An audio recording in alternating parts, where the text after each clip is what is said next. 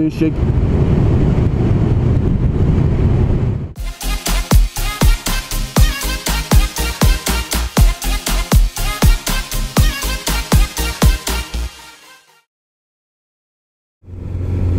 Ok, salut à toutes et à tous, c'est Tonino. Si vous avez regardé la dernière vidéo où je partais avec Bubsy et Blondie en Bretagne, donc on est allé chercher la nouvelle moto de Bubsy, qui est un GSXR 1000 K4 Black Edition. Et du coup, c'est cette moto que j'essaye aujourd'hui. Donc le GSXR, comme le dernier GSXR que j'avais essayé, évidemment c'est un 4 cylindres. 1000 cm3, elle fait 164 chevaux pour 168 kg. Donc le rapport puissance, le rapport poids-puissance, il est près de 1. Et 164 chevaux, je dois vous avouer que j'ai déjà un petit peu peur de ce que ça va donner. On va voir ça tout de suite.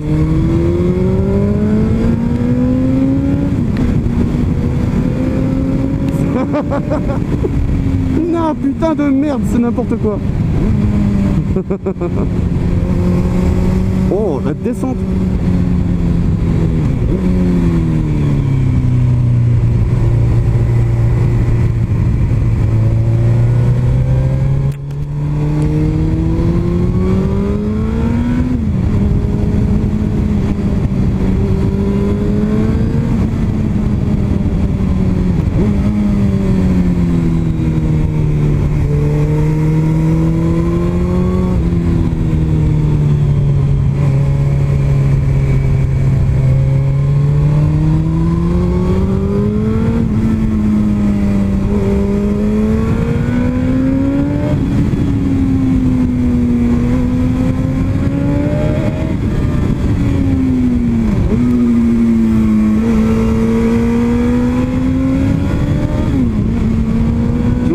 Tirer les rapports.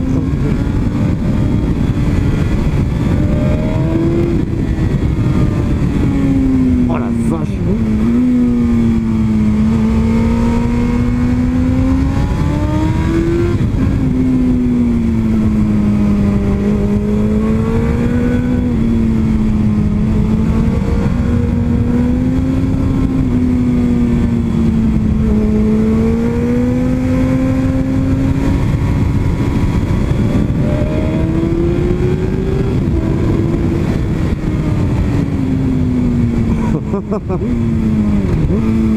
C'est abusé.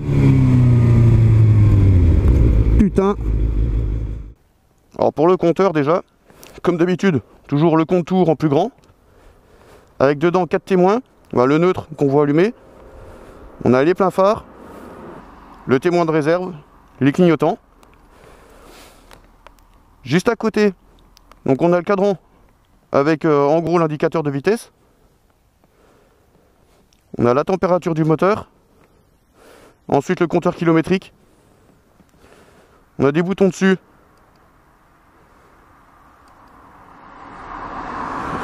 Celui-là ça doit être le Shift Light, j'ai même pas essayé. Et 2 boutons sur le côté. Je ne sais pas du tout à quoi ils servent. Puis après pour les commandes, c'est basique, hein. Le coupe-circuit, les warnings. Il y a du moteur sur la route. C'est Aurel. Waouh. Donc ouais, je disais les warnings, le démarreur, les pleins phares, les clignotants et le klaxon.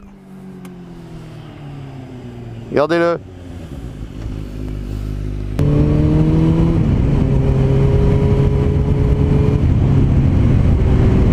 Ah, la petite Tonneau V4.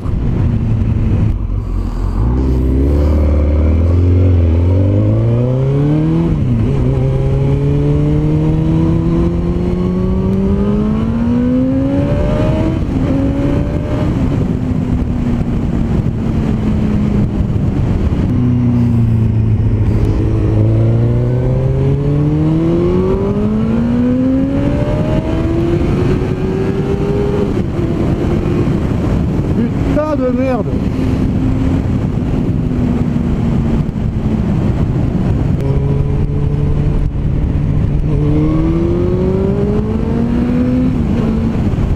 Oh putain, la vitesse. Non, non, on se calme. C'est hyper frustrant. J'ai qu'une envie, c'est de pousser tous les rapports à fond. Sauf que mon permis, lui, il en a pas envie du tout, quoi. Donc il faut savoir que ce GSX-R, donc c'est un modèle de 2004, mais c'est surtout un Black Edition. Le Black Edition, il a été sorti en 1000 exemplaires, dont 150 pour la France. Donc celle-là, c'est un peu comme pour la 900 Nuda. J'en essaye une, à mon avis, j'aurai jamais l'occasion d'en retrouver une deuxième. Par contre, pour le nombre de modèles, on n'est pas sûr à 100%.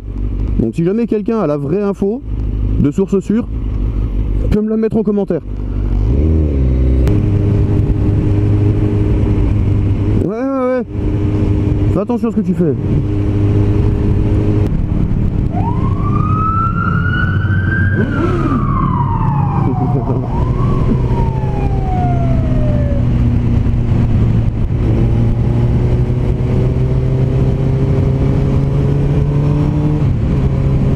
On se serait presque cru aux États-Unis.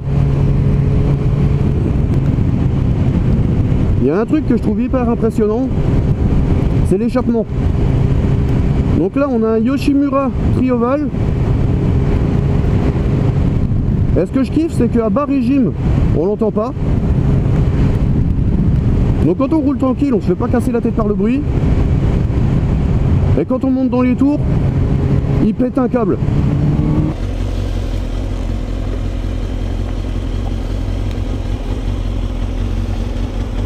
Alors voilà, je viens de m'arrêter pour changer la batterie de la GoPro.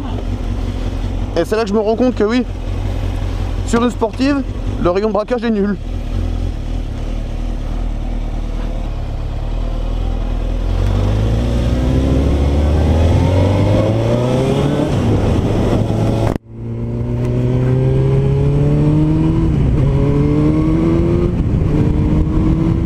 Alors je la monte pas trop dans les tours. Que je me suis fait surprendre 2 fois. C'est quand tu montes dans les tours, elle se lève toute seule. Alors moi qui suis habitué à la biole, qu'il faut forcer comme un enculé pour arriver à la lever.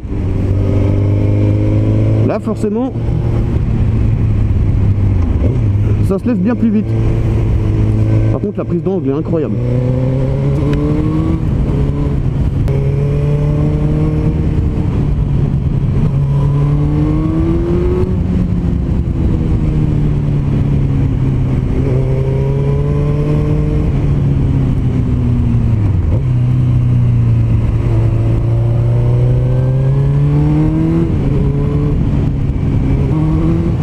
C'est un régal. Au niveau de la prise d'angle, j'ai l'impression que la bécane elle descend avant que moi je lui demande. Et le freinage il répond plutôt bien, je trouve. Pourtant c'est pas la réputation chez Suzuki, hein. On sait qu'ils ont toujours eu pour habitude de faire des systèmes de frein qui étaient plutôt légers par rapport à la puissance de leur bécane. Et là pour le frein avant, du coup on est sur du double disque hein, à la base, avec l'étrier Tokiko 4 pistons, comme toujours. Sauf que sur celle-là, on a un petit mètre cylindre, un Brembo PR19 en radial qui a été installé. Les Durit Aviation, je crois pas que ce soit d'origine. Mais du coup ouais, ça lui donne un petit coup de pouce quand il s'agit de la ralentir quand même. Pour le frein arrière, bah, comme d'hab, un étrier 2 pistons en Brembo. Ouais, pour l'arrière c'est largement suffisant.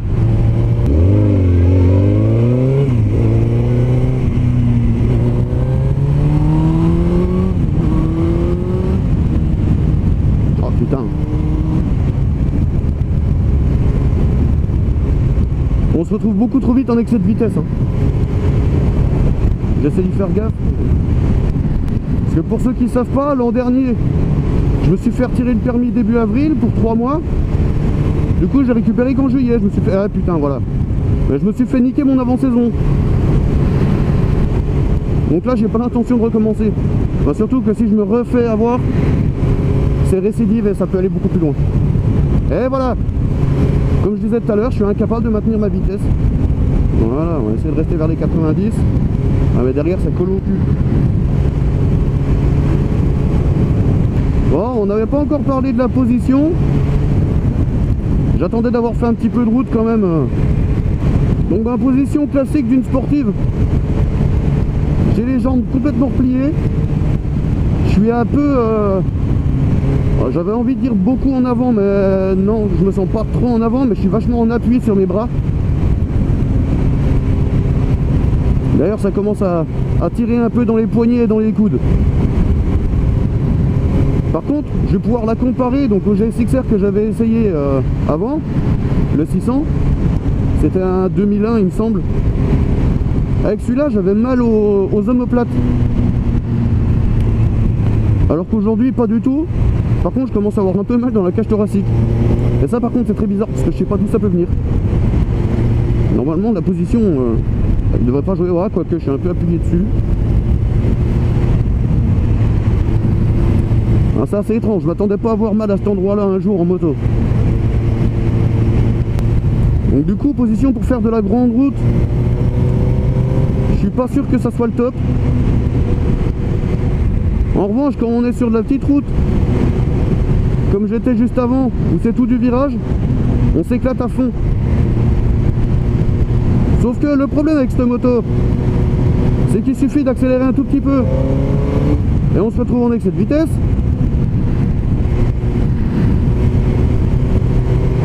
Du coup on s'amuse, mais il y a un petit peu de frustration. Enfin, la frustration, c'est que pour ceux qui ont envie de garder leur permis, quoi. Après, d'autant plus que c'est une bécane qui est capable de dépasser les 300 km/h. Donc oui, pour de la petite route, de montagne, enfin du col, des trucs dans le genre, c'est ultra fun. Ça a du répondant. On a du couple à bas régime. On a de la violence à haut régime.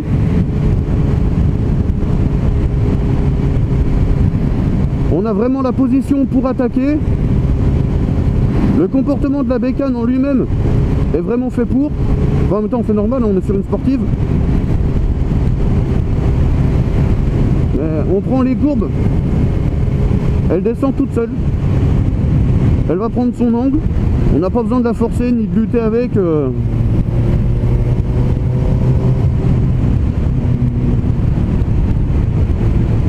Après, pour faire de la grande route, pour ceux qui veulent voyager un peu, c'est pas hyper polyvalent. Enfin, je pense qu'il y a moyen d'enchaîner des kilomètres. Mais bon, faut déjà s'habituer un peu à la bécane, parce que là, je vous cache pas que mon poignet droit et la main, ça commence à être un peu engourdi. Faut pas avoir peur des radars. Parce que depuis tout à l'heure, je suis tout à fait incapable de garder ma vitesse. Bah, je navigue entre 80 et 100 km/h. C'est très chiant. Mais ouais, donc du coup, pour faire des kilomètres, celui qui a l'habitude de rouler en sportif, je pense qu'il pourra les enchaîner sans trop avoir de mal.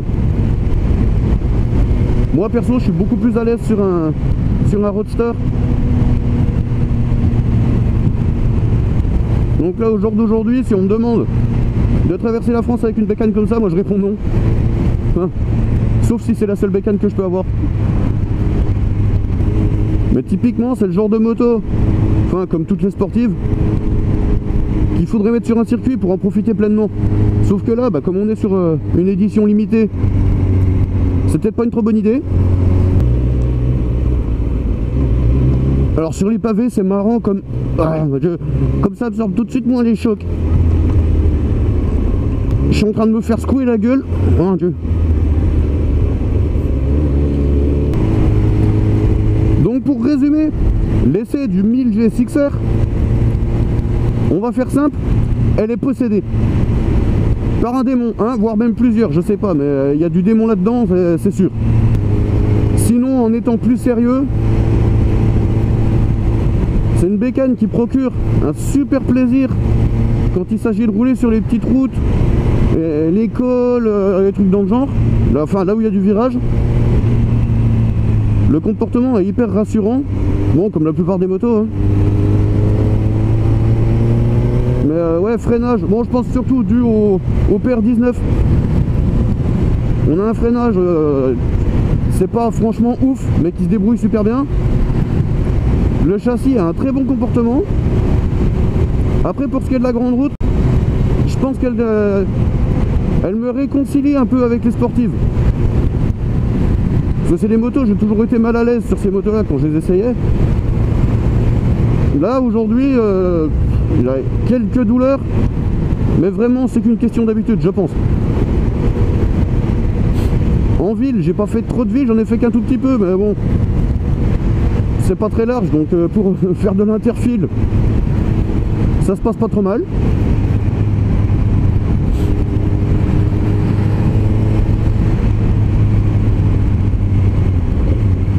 En termes de confort de la selle, c'est une selle d'origine et je suis bien dessus.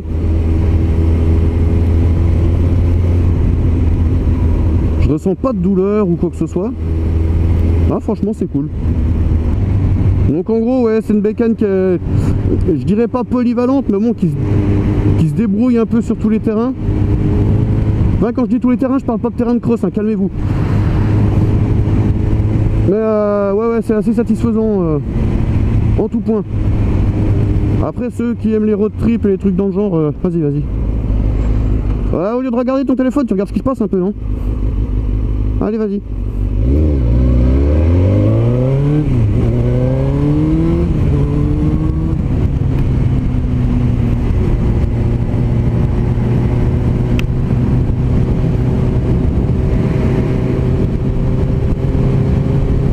Donc ouais, c'est une moto, c'est un régal.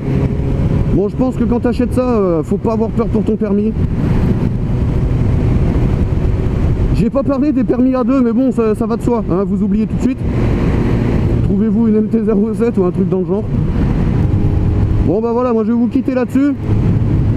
J'espère que ça vous aura plu. Je tiens à remercier Bubsy qui m'a prêté sa moto. Je vous dis à bientôt. C'était Tonino, terminé.